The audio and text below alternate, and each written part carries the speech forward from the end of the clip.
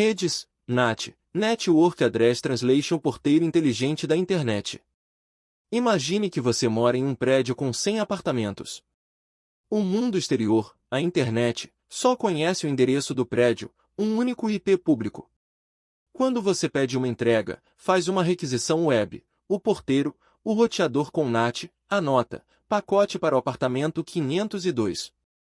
Ele então coloca o endereço do prédio no pacote e manda para a rua.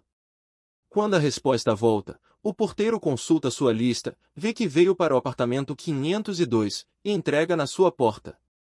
Esse porteiro é o NAT, Network Address Translation, ou tradução de endereços de rede. Ele permite que múltiplos dispositivos em uma rede local, com IPS privados, compartilhem um único endereço IP público para acessar a internet.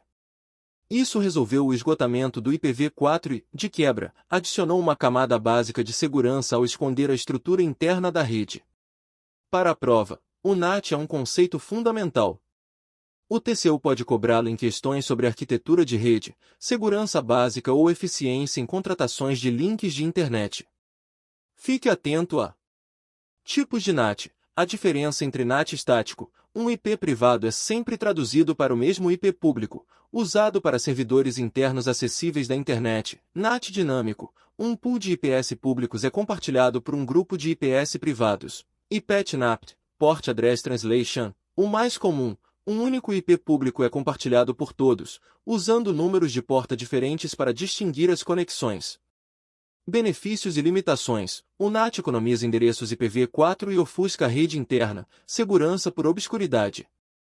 Porém, ele quebra a conexão fim a fim da internet, complicando protocolos que embutem informações de endereço, como em alguns jogos ou VoIP, e não é um mecanismo de segurança robusto. Um firewall ainda é essencial.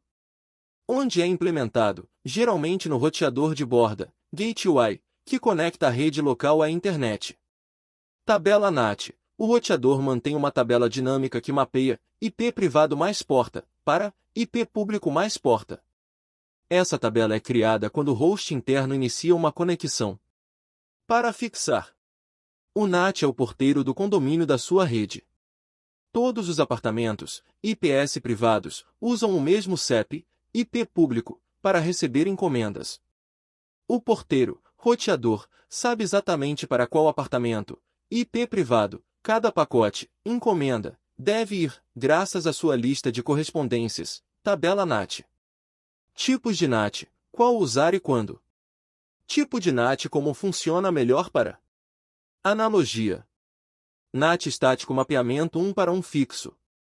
Um IP privado específico sempre usa o mesmo IP público. Expor um servidor interno, web, e-mail, para a internet de forma controlada.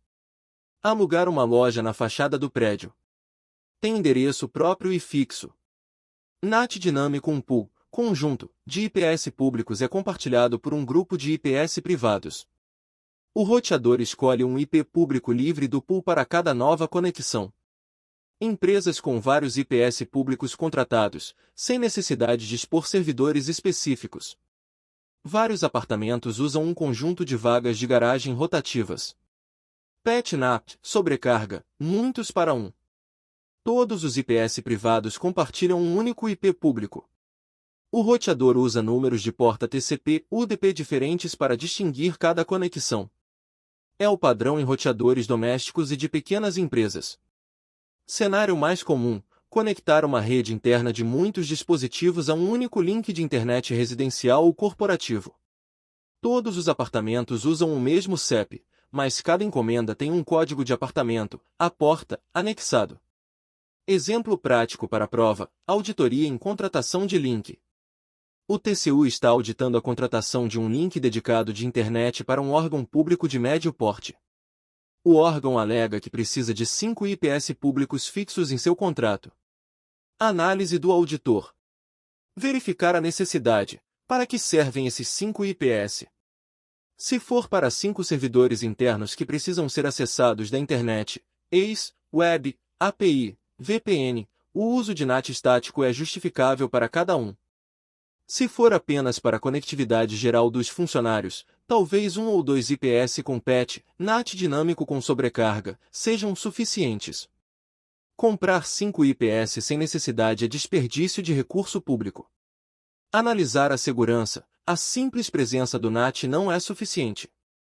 O auditor deve verificar se, para cada servidor exposto via NAT estático, há um firewall configurado corretamente no roteador para filtrar o tráfego indesejado para aquele IP porta. Expor um servidor sem firewall é um risco. Verificar a configuração. A arquitetura de rede está correta? Os servidores que usam NAT estático estão, idealmente, em uma DMZ, não misturados com as estações de trabalho da rede interna. Para a prova, o NAT, especialmente o estático, deve ser auditado não só como uma funcionalidade técnica, mas como uma decisão de arquitetura que impacta segurança e custos.